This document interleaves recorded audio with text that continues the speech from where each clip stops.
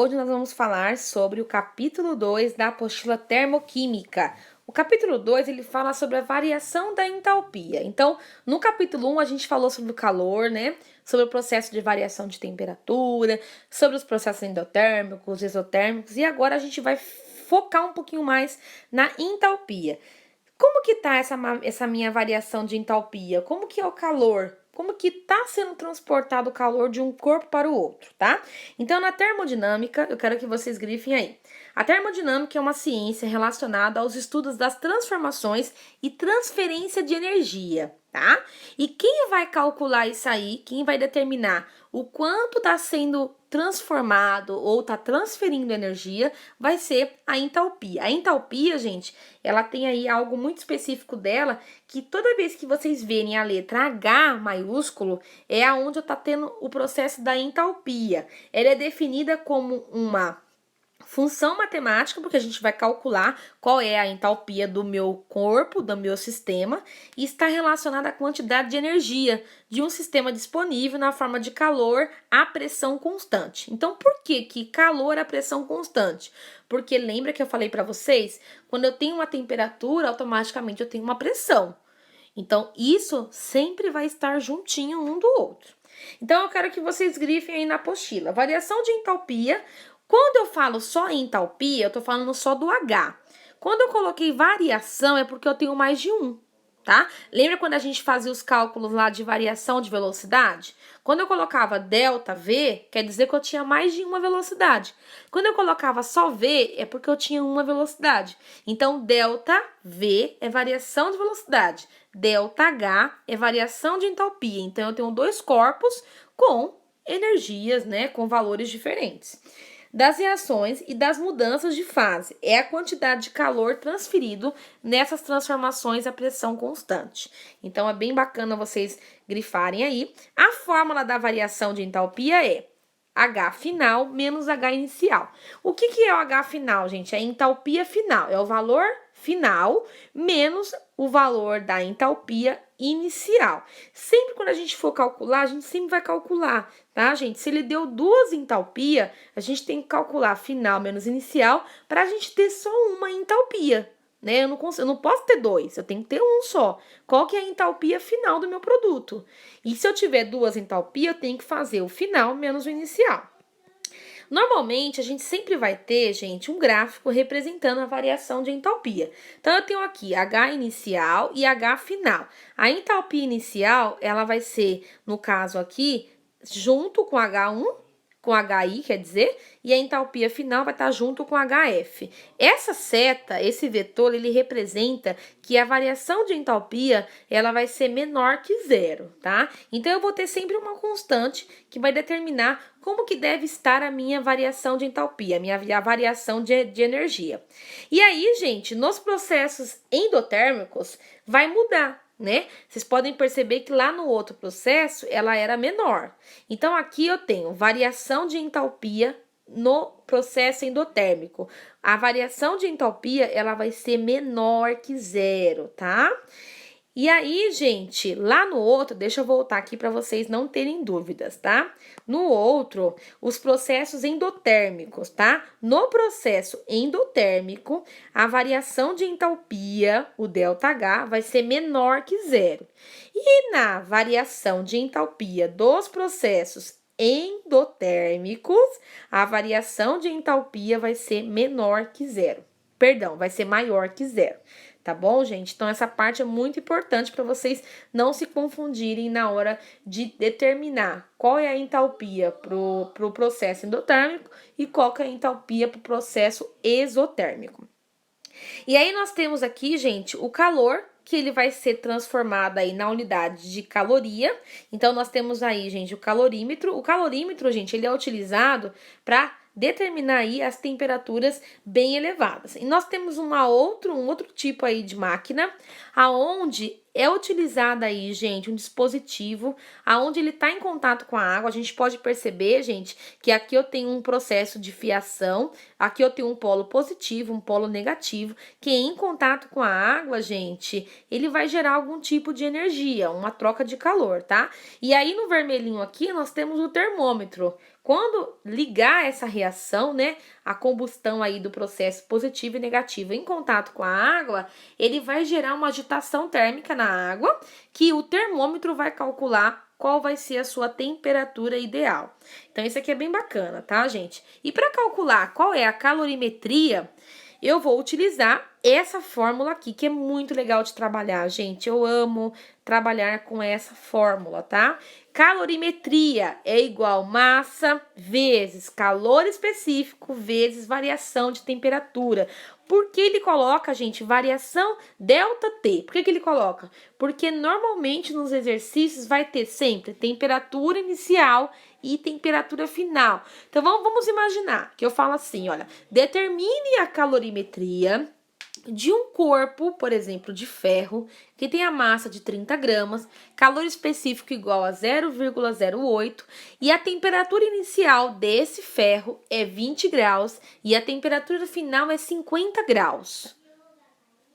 Eu te dei os dados. Só que massa eu te dei 1, calor específico eu te dei 1 e a temperatura eu te dei 2. Eu coloquei 20 de inicial e 50 de final.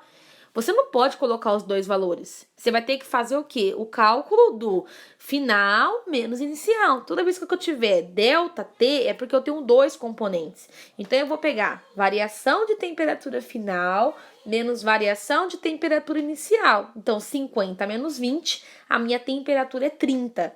Agora sim, eu posso calcular com a massa e com o calor específico. E aí, esse cálculo, né, massa vezes calor específico vezes a temperatura, eu vou achar a minha calorimetria.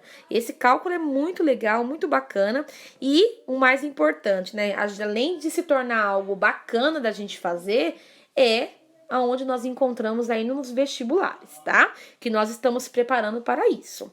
E aí, gente, nós temos a capacidade calorífica, tá? Então, o que é a capacidade, gente? É o quanto o meu corpo consegue chegar numa temperatura específica. Qual é o calor, qual é a calorimetria que aquele corpo ele consegue alcançar. Então, nós temos também uma tabela aonde eu tenho, gente, capacidades caloríficas para diversos tipos de material. Porém, gente, aqui na tabela ele colocou apenas alguns, tá? O latão, a sua capacidade calorífica é 0,37, o mármore 0,84, o etanol 2,42 e a água líquida 4,18. Mas existe uma tabela enorme também de constituintes, onde eu tenho a capacidade calorífica que cada corpo tem na sua constante aí no seu processo de liberação, tá bom? E aí, gente, nós temos a variação de entalpia na mudança de fase. O que é importante a gente conseguir compreender, gente? Quando eu tenho uma reação química que envolve os componentes, automaticamente eu vou ter aí a variação de entalpia. A gente consegue visualizar, gente, que no exercício aqui, ele deu um exercício para a gente fazer. Sabe-se experimentalmente que a quantidade de calor transferido da vizinhança para a evaporação de 1 mol de água, então a gente consegue ver, gente, que o H2O, ele está formado por 1 mol de água e ele está falando que esse 1 mol de água a 25 graus Celsius, ele possui 44,0 kJ de variação de entalpia. Dizemos que esse processo de evaporação consome 44,0 kJ. Ele deu uma reação química, gente, e automaticamente ele já deu a variação de entalpia. Então eu não preciso calcular. Ele já me deu a variação de entalpia, é 44,0 kJ. Só que depois, gente, ele fala assim, ó, o processo inverso é a condensação para 1 mol de água a 25 graus Celsius. 1 bar. Envolve a transferência de 44 kJ do sistema para a sua vizinhança. Ou seja, este libera 44 kJ. Ele está falando que o sistema primeiro aí, ele doou ele liberou 44,0 kJ para o vizinho. Então, se eu tenho 44 e eu dou 44, então no processo da variação de entalpia, eu não vou ficar com zero, tá? Eu vou ficar negativo. Eu dei 44, então eu vou ficar com menos 44 kJ. Porque nós estamos falando, gente, de calor, tá? Então, quando eu transfiro calor, em vez de eu ficar positivo, eu fico negativo, tá? Então, essa variação da entalpia, ela é muito bacana, porque eu consigo determinar a minha estrutura pela carga positiva e pela carga negativa, tá? E aí, gente, nós vamos ter um gráfico que representa essa variação de entalpia, tá? Então, aqui, gente, eu tenho a variação de entalpia, no caso, o processo de evaporação, né? Depois, o processo da condensação. Então, na evaporação, eu tinha 44, eu ganhei, né? Então, foi me colocado 44 kJ. Depois, eu doei para a vizinhança 44. Então, houve o processo da condensação. Ele não mudou o seu componente, tá? Continua H2O. Só que tem uma mudança de fase. Então, essa mudança de fase vai alterar o meu sistema de positivo para negativo. E aí nós vamos ter as reações, tá? Aí com outro sistema. Agora, em vez de 44, ele colocou com 6 kJ. Então, a molécula de água, H2O, 1 mol de água, ele fez a absorção de 6 kJ. Então, absorveu, gente. Então, eu ganhei 6 kJ. Só que depois, ele solidificou. Ele liberou 6 kJ para a vizinhança.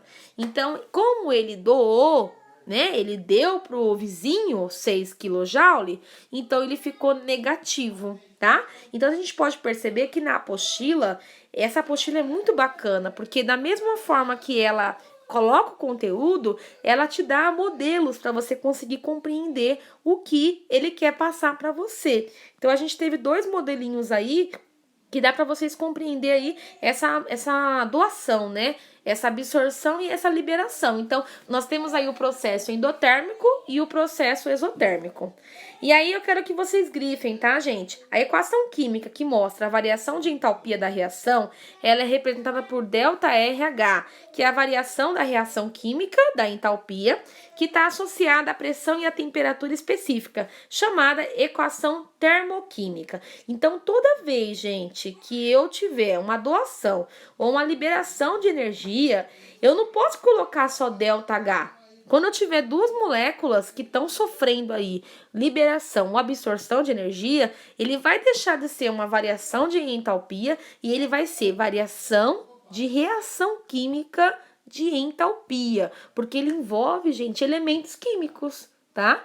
Então, aí é chamado de equação termoquímica, tá? É muito bacana. E aí, gente, nós vamos falar da cogeração. Deixa eu abrir aqui para vocês. A cogeração, gente, é um processo onde eu utilizo recursos naturais para formar outro tipo de situação. Eu posso utilizar esse recurso natural transferindo dele algo que vai ser útil em outro sistema. Então, por exemplo, o bagaço da cana-de-açúcar, ele possui aí, nós utilizamos a cana-de-açúcar no Brasil para formar o que, gente? O álcool, né? Então, o Brasil, ele é rico aí nesse processo de cana-de-açúcar, porque dele nós temos aí a obtenção do álcool, do etanol. E aí, esse bagaço, ele não é jogado fora, ele é utilizado em outros sistemas. O calor desse bagaço, ele é transferido no processo de combustão para inúmeras caldeiras, aonde vai aquecer a água, tá? E vai passar o vapor para as máquinas, fazendo o processo da turbina fazer um movimento da geração de eletricidade. E aí, gente, esse é chamado de cogeração. Então, eu vou usar a máquina, lógico, para aquecer a água, mas com o bagaço da cana-de-açúcar, eu vou aproveitar ainda o que ela tem de condutibilidade para gerar energia para minha indústria ou para qualquer outro lugar, tá? Então, é chamado de cogeração, quando eu utilizo o máximo que eu consigo do meu recurso natural. E aí, quem quiser grifar, fique à vontade. Nós vamos ter aqui, de novo, uma outra variação de entalpia, tá? Então, lá na nossa equação química, foi transferido 241,8 kJ E depois ele devolveu, a vizinhança devolveu. Ele conseguiu fazer a absorção desses 241,8 de quilojoule. Então, no primeiro, gente, a variação de reação química da entalpia, ela foi o quê? Negativa, porque ela doou para a vizinhança. No segundo, a variação de reação química da entalpia, ela teve o processo de absorção.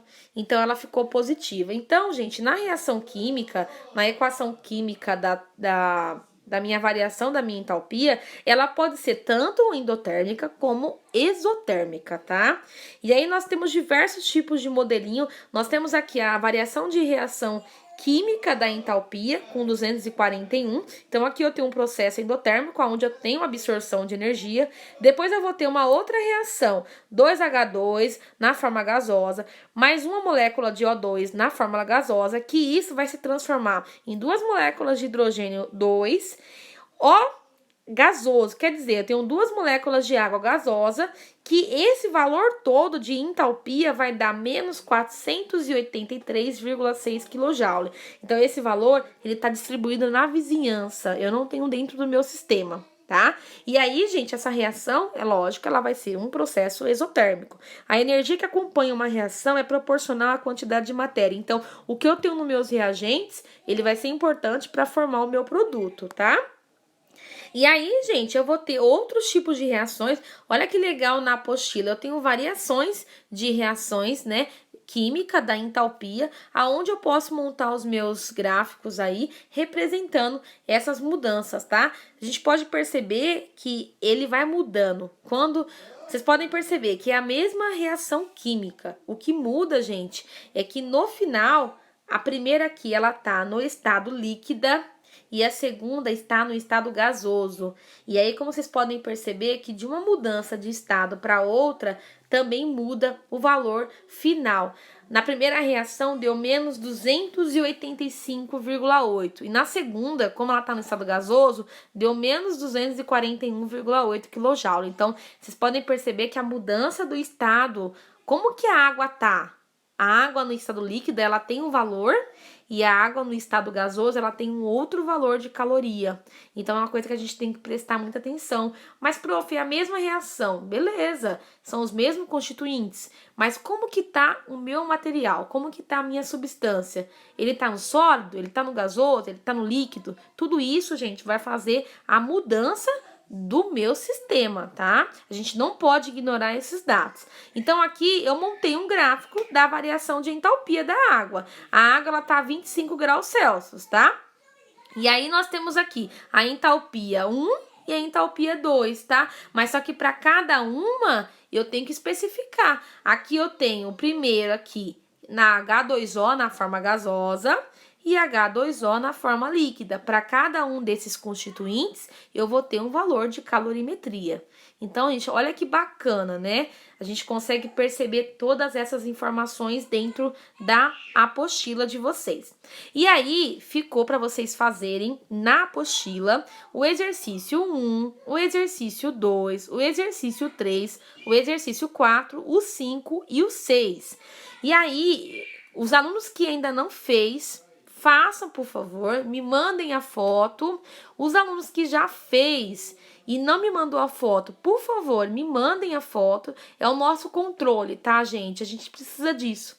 Ainda mais na situação que nós estamos, sem poder, né? Tá indo na escola, sem a prof tá podendo vistar a apostila. É uma forma da gente fazer essa troca, né? E qualquer dúvida, gente, qualquer dúvida, por favor, entrem em contato, tá? Essas correções do capítulo 2 eu também disponibilizei antes das férias, tá? Caso algum aluno não tenha a correção e depois queira a correção, me manda mensagem que eu envio para vocês, tá bom? Então, o capítulo 2 é para ser feito e enviadas fotos para a prof, tá, gente? Até aí o dia, deixa eu ver, até o dia 18, né? Não, perdão, até o dia 15, tá bom? A gente vai se conversando. Qualquer dúvida é só entrar em contato com a prof, tá bom? E aí vamos aguardar o nosso capítulo 3. Muito obrigada, viu, gente? Até mais!